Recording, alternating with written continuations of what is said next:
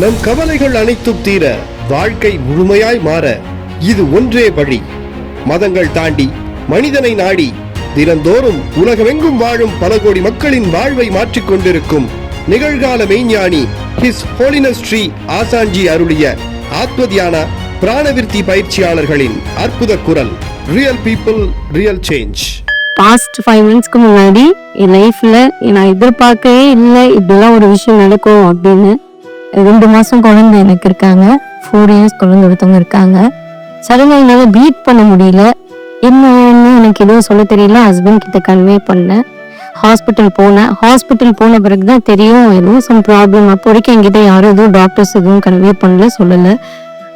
Echo எடுக்கிறப்போ பக்கத்துல நேரில் ஒருத்தவங்க கிட்ட பேசிட்டு இருந்தாங்க, ஒரு ஸ்டாஃப். அவங்க சொல்றாங்க, ஒரு ஹார்ட் ஃபெயிலியர் பேஷண்ட் கிட்ட நான் இப்பதான் எக்கோ பார்த்துட்டு இருக்கேன்.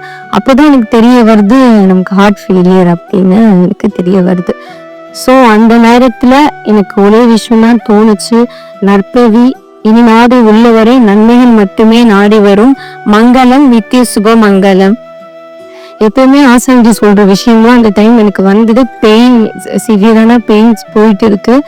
அப்பவும் ஒரு 2 நாள் நார்மல் ஆச்சு. டாக்டர்ஸ் எந்த ஹோப்பும் கொடுக்கல எனக்கு. அப்போ வரைக்கும் குழந்தைக்கு ஃபீட் பண்ணிட்டு இருந்தேன். அவங்களுக்கு ஃபீட் பண்ணக்கூடாதுன்னு சொல்லிட்டாங்க. குழந்தைங்களை பத்தி யோசனை இருந்தது.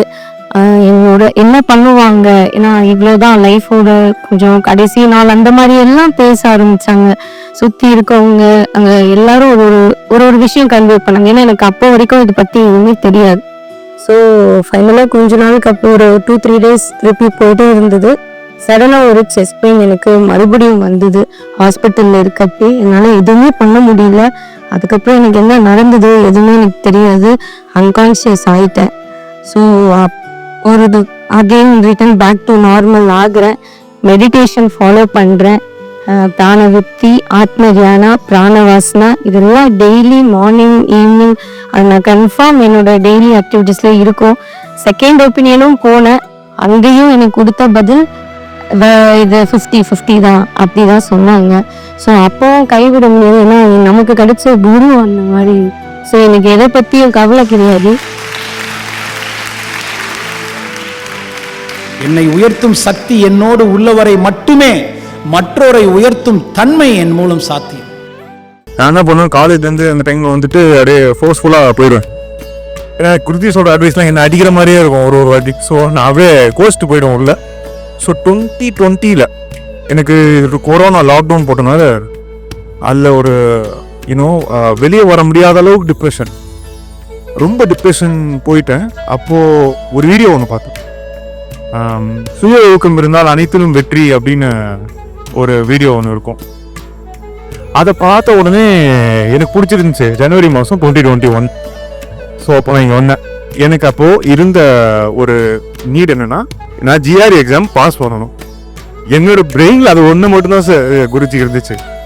அது அது அவ்வளோ வலி கிரியேட் பண்ணிச்சு. அந்த ஜிஆர்இ எக்ஸாம் என் வாழ்க்கையில் அவ்வளோ வலி. 2018 அந்த எக்ஸாமை கிளியர் பண்ணுன்றதுக்காக நான் போராடிட்டே இருந்தேன். அது எக்ஸாம் கிளியர் பண்ண முடியாதுன்னு 2019 காலேஜ் பாஸ் அவுட் தெரிஞ்ச அப்புறம் தான் நான் வேலைக்கு அப்ளை பண்ணேன். அது வரைக்கும் என்னோட மோட்டிவேஷன் ஹையர் ஸ்டடீஸ் தான். அது முடியலன்ற ஒரு பட்சத்தில் தான் நான் வேலைக்கே அப்ளை பண்ணேன் குருஜி. ஸோ டெக்னிக்கலி கொஞ்சம் சவுண்டு என்னோட ஃபீல்டில். ஆனால் 2021 ஸ்டார்டிங்கில் இங்கே அது அந்த கார்னரில் நானும் எங்கள் அண்ணனும் வந்திருந்தோம். ஆத்ம தியானாவுக்கு ஒரு பிளெஸிங் போட்டேன். ஏன்னா எனக்கு 300 தாண்டுவது ஒரு பெரிய விஷயம் தான்ன்ற மாதிரி தான் நான் நினச்சேன். ஆனால் போட்ட பிளெஸிங் 320 சொல்லிடுறேன், அதுவும் சொல்லிடுறேன். 320 போட்டேன், பிளெஸிங் போட்டேன். நீங்கள் நம்ப மாட்டீங்க, அந்த எக்ஸாம் நான் போனேன்.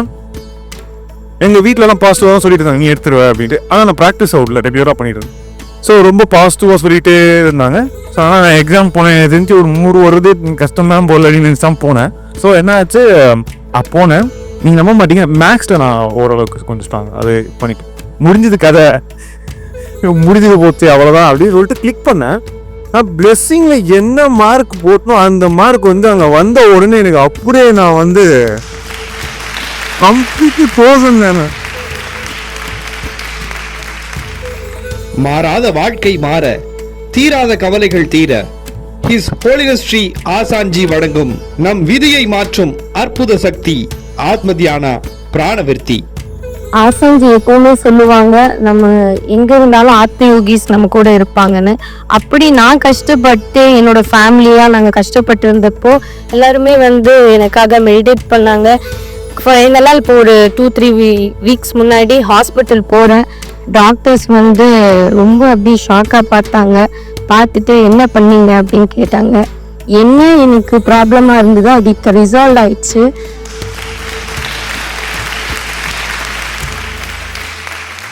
ஈசா, நான் உன்னோடு இருப்பதை நான் அறியும் வரை நீ என்னோடு இருப்பதை அறியாமல் இருக்கும் அறியாமையை அகற்றும் வரம் தருவாய். இதுவே வரங்களில் பிரதானமும் உத்தமமும்.